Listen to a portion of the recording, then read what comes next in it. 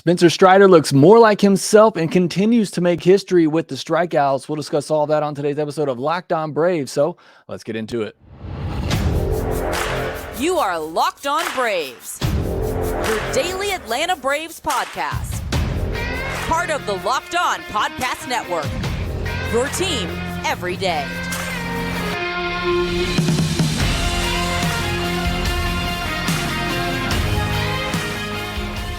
Hey, and welcome back to Locked On Braves, part of Locked On Sports Atlanta, where we cover your favorite Atlanta sports teams each and every day. I am your host, Jake Mastriani. You can follow me on Twitter at shortstopball. Also, make sure you check out my written work over at bravestoday.com. Just posted an article on Joe Dunnan and the hot streak that he's on at AAA Gwinnett. You want to go check that out. Make sure you follow the podcast on Twitter at LockedOn_Braves. Send in any questions, comments, or feedback that you have for the podcast. Always enjoy hearing from you. And if you're new on YouTube, hit that subscribe button. You're watching there, please do me a favor, hit that thumbs up button, as it does help support the show a ton when you do that, I promise. And thanks so much for the support that you show me here, being an everydayer, making Locked On Braves your first listen of each and every day. Got some more everydayers commenting on the last video. Kyle Knapp from Danville, VA says, thanks for the hard work. Alon Vorsman, I hope that's right. YouTube started scrunching all the names together, so I apologize if I messed some of these up. But Alon is from Israel. Says, I try, listen, and watch every day. Thanks for keeping me up to date halfway around the world. That's so cool to hear. Jackson09, recovering from surgery. Appreciate the podcast on the off day to bridge the gap. Hope you're doing well, Jackson, and recovering. Warren QX4GF, you are the only podcast I watch every day. That means a lot because there's a ton of great Braves podcasts out there. Docs Cards, always appreciate the support. Dave Roseman. Andrew Guyman says, listen to you every day here in Cali to start my mornings at Amazon. That's pretty cool. Thanks for the work that you do there. Craig Rogers, JMC4572, everydayer from Winder, GA. Listen every morning during my commute. Thanks for being there for Braves country. And that means a lot to me because that's what I hope to do. This is a Braves country. Everybody deserves their voice. I am glad that I can serve as helping you do that, and I can be one of those voices for you. On today's podcast, we'll talk about Spencer Strider's outing on Tuesday as the Braves get a 4-2 win over the Phillies, and just the historic start to his career that he is off to, being maybe the most prolific strikeout pitcher we've ever seen in the game. Before we get into all that, though, today's episode is brought to you by GameTime. Download the GameTime app, create an account, and use code LOCKEDONMLB for $20 off your first purchase. Last-minute tickets, lowest price guaranteed. On Tuesday night, the Atlanta Braves started off a 3-game series with the Philadelphia Phillies in Philadelphia, and they got a 4-2 win in a really good pitching matchup between Spencer Strider and Ranger Suarez. And I think for a lot of Braves fans, eyes were on Spencer Strider in this one. A couple of rough outings, honestly, been kind of a rough month plus for him, and we're all just waiting on him to get back on track. I think most of us know he will get there eventually, but certainly we're looking forward to him doing that in this start on Tuesday. And I think we saw signs of him getting there. Now, it wasn't a perfect outing, but I think in this game, you could see him look more like the Spencer Strider that we're used to. 6 innings, 8 hits. That's the non-normal part, but no walks. Just 1 earned run allowed, 9 strikeouts. That's more of the normal part, and 103 pitches. And I think the big key for me when I look at the stat line for Spencer Strider, no walks, no home runs. Something he's really been struggling with this year, and especially as of late. Walks and the homers, neither of those in this game. And I think that's a big reason for his success. I also think the command was just a lot better. Just 6 hard hit balls on 16 balls in play. If there's one concern when I look at the contact against Spencer Strider, 9 of those 16 balls were on the sweet spot, which means between an 8 and 32 degree launch angle, which is why you saw a lot of hits in this one. 7 of the hits were on balls where the contact was made in the sweet spot, which makes sense. So that might be the only real concerning thing for me in this one, is that the hitters were still able to square him up quite frequently and pick up some hits, but no home runs. And that's the big thing here. A lot of those were just singles, and you can live with that, especially if you don't have any walks and teams having to get 2, 3, 4 singles in an inning. against Spencer Strider to score a run like the Phillies were finally able to do in that 5th inning. Fastball velocity averaged 97.5 miles per hour. That's up half a mile per hour from his season average. Doesn't seem like a big thing, but when you watch this outing and you see there was a lot more 98 in this one, it was a lot more 97 and 98 instead of a lot more 95, 96, 97.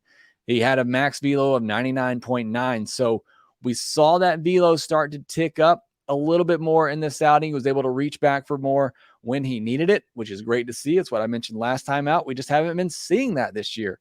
When he needs that extra velocity, it just hasn't been there for him. But we saw that in this outing, and I think it's why it was more of a normal outing for Spencer Strider. 22 whiffs, 12 called strikes. That's a very good number right there. The whiffs have been there. Those have never gone away. That's never been the issue.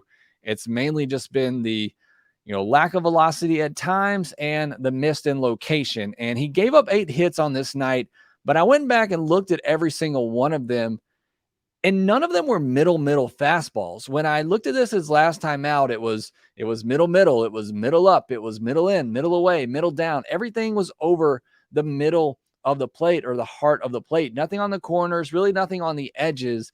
When I went back and looked at the 8 hits that he gave up on Tuesday night, a lot of them were good pitches on the edges. It's just really good hitters on a really hot team made some good swings. So that gives me even more encouragement going forward with Spencer Strider that these really weren't terrible pitches that he gave up hits on.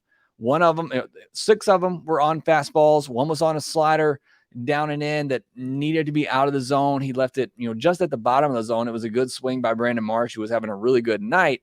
Gave up another hit on a changeup, also to Brandon Marsh on a good pitch that was off the plate, down and away, that he dumped into center field for a bloop hit.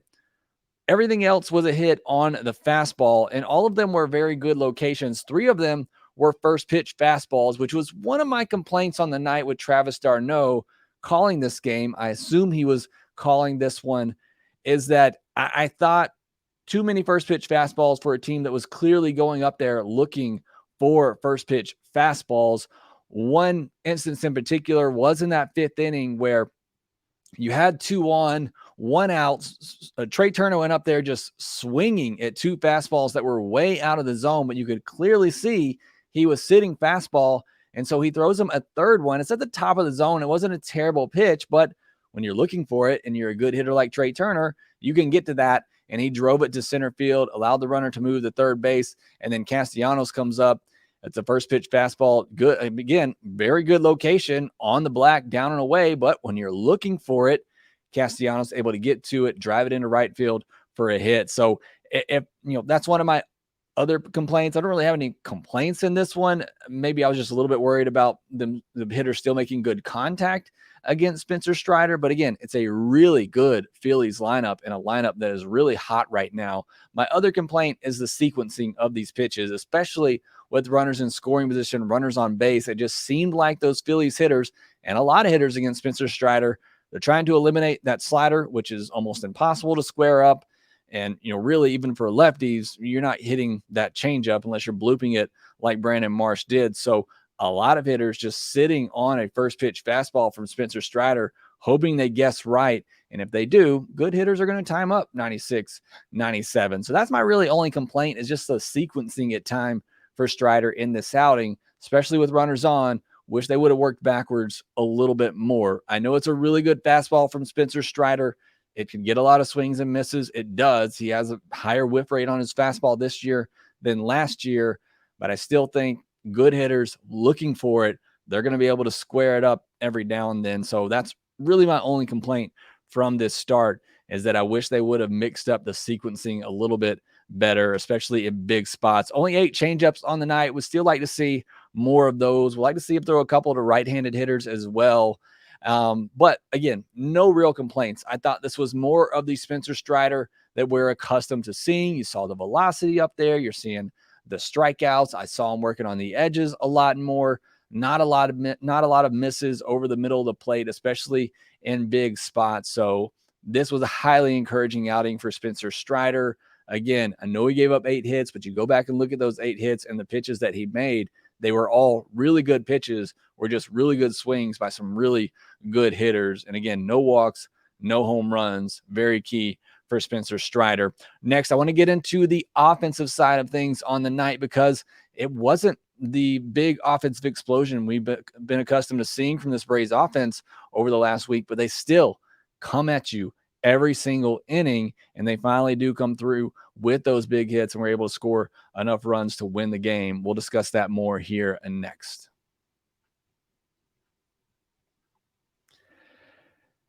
Buying tickets to your favorite events shouldn't be stressful, and it's not when you use GameTime, which is the fast and easy way to buy tickets for all sports, music, comedy, and theater near you. They have great deals on last-minute tickets and their best price guarantee, so you can stop stressing over the tickets and start getting excited for all the fun you have. I use them to go to a Braves game over the weekend and bought them the night before. Very easy experience. There's a lot of flash deals they had going on to the last minute as well that were very enticing, but I was able to get some great tickets in section 110 for that game last minute. So highly recommend that you give GameTime a try. They got their GameTime guarantee, which means you'll always get the best price. If you find tickets in the same section in a row for less, GameTime will credit you 110% of the difference. Download the GameTime app, create an account, and use code LOCKEDONMLB for $20 off your first purchase. Terms apply. Again, create an account and redeem code LOCKEDONMLB for $20 off. Last minute tickets, lowest price guaranteed. The Braves play the Phillies again on Wednesday night at 6:40 p.m. Eastern. We'll see if the Braves can clinch the division series against the Phillies on the road. Catch every pitch of the Braves' hometown broadcast with SiriusXM on the SXM app. Search Braves. It wasn't just Spencer Strider on Tuesday night getting it done. The offense came through. Just 4 runs, but going up against a really good pitcher in Ranger Suarez who has figured some things out, and he has just been dominant over the last month or so now, and really has been pretty dominant against the Braves over his last 3 to 4 starts. So a tough pitcher, but the Braves kept coming, and they had chances all throughout this game. Brandon Marsh made a great catch on the first play of the game to rob Ronald of a leadoff double, likely probably saving a run there. As you imagine, he probably would have come around to score. That ball would have been out at 9 other ballparks. They had 2 on, 1 out in the second, but then back-to-back strikeouts. You had a 2-out single by Ozzie in the third, and then an unfortunate line out from Austin Riley. A 2-out single in the fifth by Michael Harris, but then Ronnie grounded out.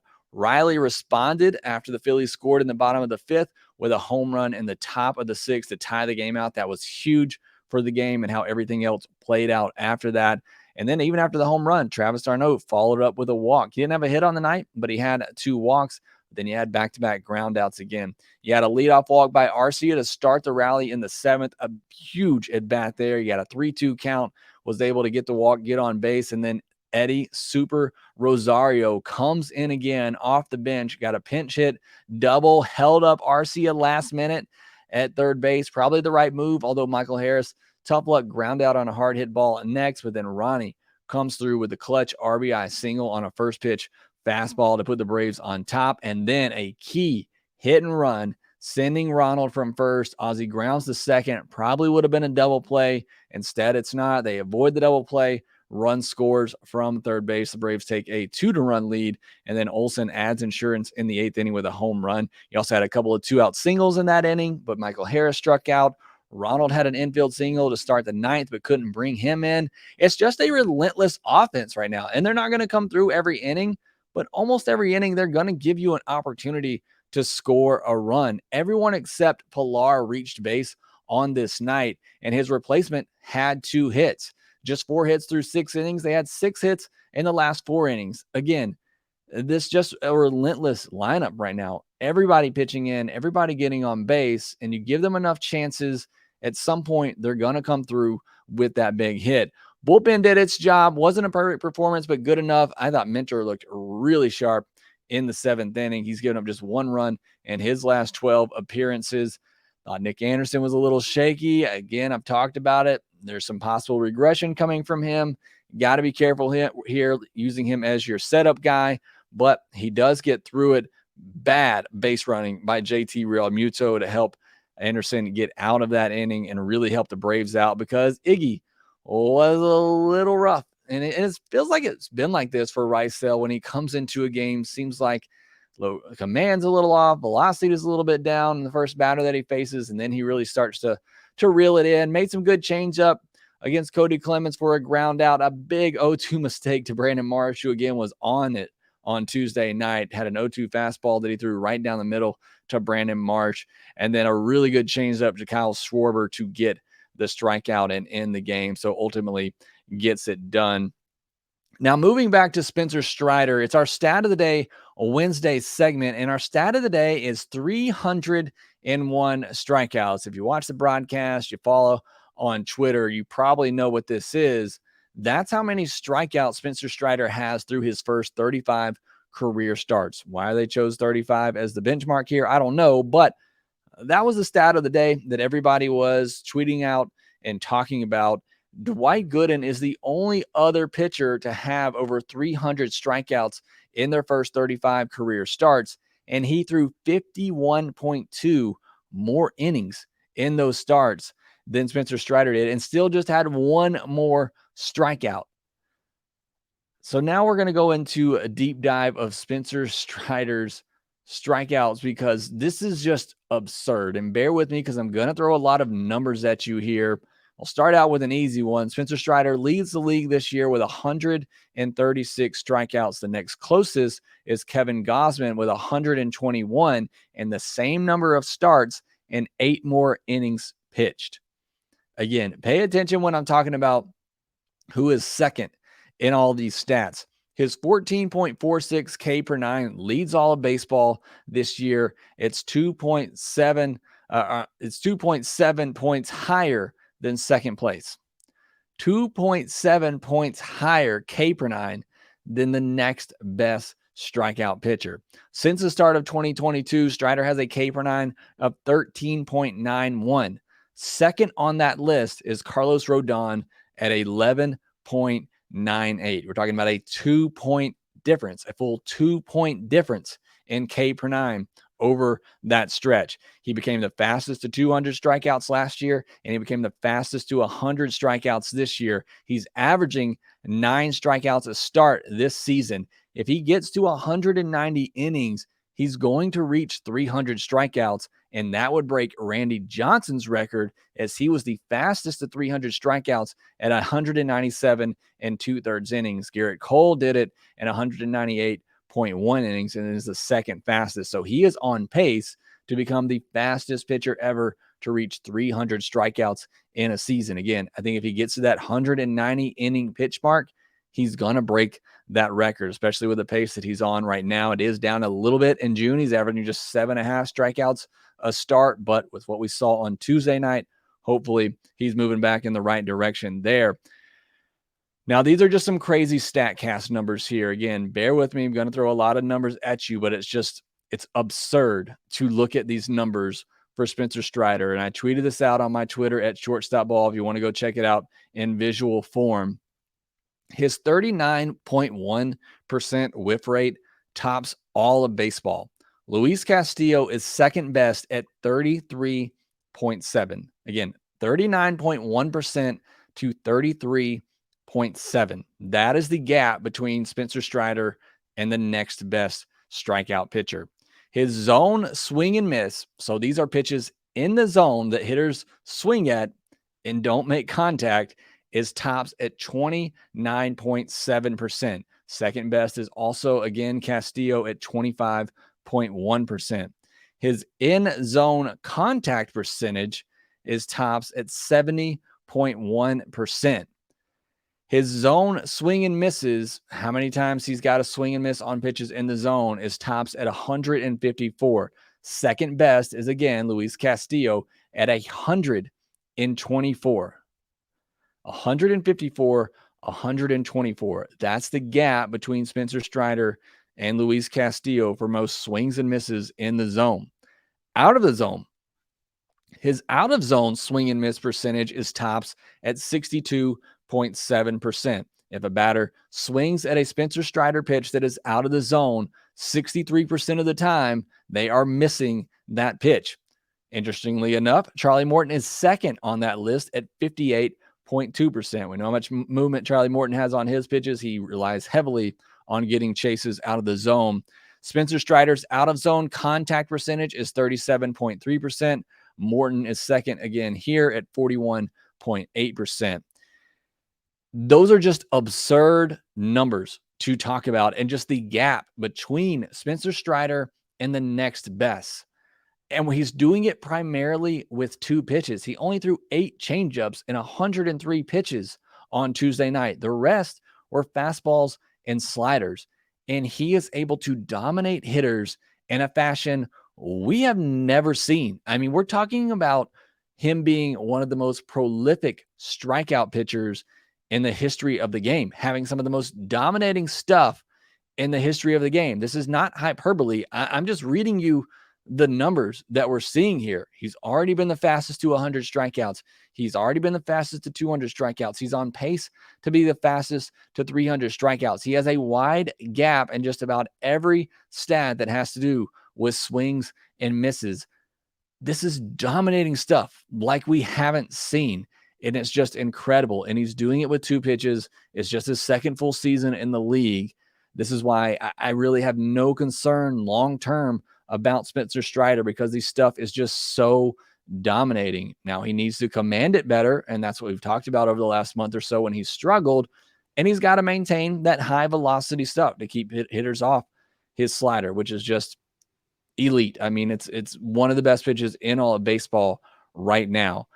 But this is dominating stuff that we're seeing from Spencer Strider, something we've never seen before, and it's just truly remarkable. So I wanted to lay it out there for you, because I've seen some people, not many, saying it's Mike Foltynewicz 2.0, or he's going to fall off. And look, we could get injured tomorrow, and he could lose this stuff. He could lose the velocity, like I said. But what we're seeing, the stats that we're seeing, it's the most dominant strikeout pitcher perhaps we've ever seen. And it is just truly remarkable. So I want to put that out there for you so you can have a better idea of the numbers and just what you're seeing, because it's something we haven't witnessed really in the history of our game. It's something I know I haven't seen before. I didn't get to watch a lot of Nolan Ryan growing up, and I know we didn't have a lot of these numbers and stats to growing up as well to see just how dominant he was. But what Spencer Strider is doing is truly historic every time out. So hopefully you enjoy it. Hopefully that gives you a little bit better appreciation for what he's done and what he's doing. And hopefully Tuesday night is a sign of him getting back on track with that. Again, even in the losses, even when he's been bad, the stuff's still been dominant overall. He's still getting the whiffs. He's still getting the strikeouts. Just got to command it better like he did on Tuesday night. And I think we'll see him get on another great run here and hopefully get him back in that NL Cy Young conversation.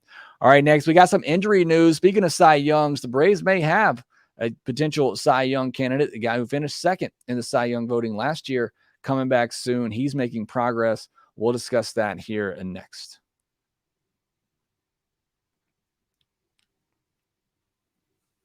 Couple of injury notes from Tuesday. Sean Murphy, not quite ready, but said he felt good, tested things out on Tuesday, and said, he felt much better. Sounds like he's going to avoid an IL stint. Braves have until Wednesday that they could backdate it to when the injury occurred, but it sounds like maybe he's going to avoid that. We'll have to see. But certainly, sounds like good news for Sean Murphy that he could be back sooner rather than later.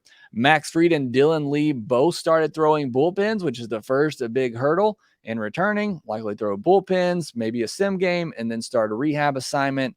Still expecting Max Fried maybe after the All-Star break or around the All-Star break. Dylan Lee, because he's a reliever, obviously could come back much sooner, as he doesn't have to be stretched out very far. So got 2 big guys, 2 lefties that hopefully are going to be rejoining this team within the next month, and that will certainly be a huge boost to the pitching staff. On Wednesday, it's going to be AJ Smith-Shawver versus Aaron Nola. You got a 20-year-old versus a veteran. This is the first big test for AJ Smith-Shawver, and I'm not going to lie, I'm pretty nervous about it. And again, you know how much I love AJ Smith-Shawver. I think he's going to be a really good pitcher in the big leagues for a long time and has some really good stuff. But this is a big test. You're talking about on the road, hostile environment, division rival against a really, really good lineup. I know the Braves were able to hold them down to just 2 runs on Tuesday night, but this is a really good lineup that's been playing great baseball, is really hot. It's going to be a tough test for AJ Smith-Shawver, but I'm really excited to see how he handles it. As far as Aaron Nola goes, it's been an up and down season for Aaron Nola. It's really been up and down for him the last several years now.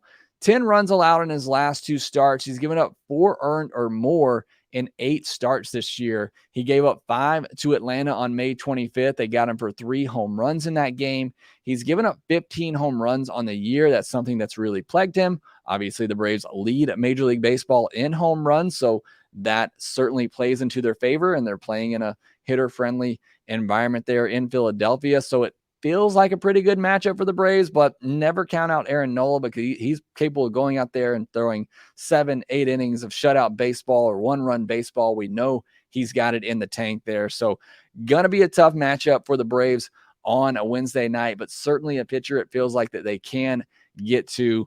But again, kind of nervous about AJ Smith-Shawver in this environment. Going to be a true test for him. And no matter what, I think it's going to be a huge learning opportunity for him going forward. But hopefully he goes out there, continues to show what he's been doing in his first 2 big league starts and first 3 major league appearances. So really excited for this matchup.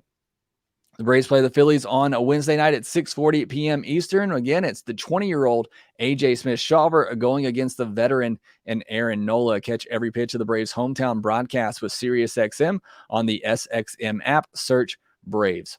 That will do it for this episode of Locked On Braves. Thanks so much for making us your first listen of each and every day. If you're an everydayer, let me know down in the comments section below on YouTube or on Twitter. Let me know where you're listening from and where you listen each and every day. Is it on your commute, while you're at work, while you're at the gym, while you're out for the walk? That's why when I listen to all my podcasts, let me know. Enjoy hearing and reading those comments from you. Make sure you follow the podcast on Twitter at LockedOn_Braves. You can follow me at ShortstopBall.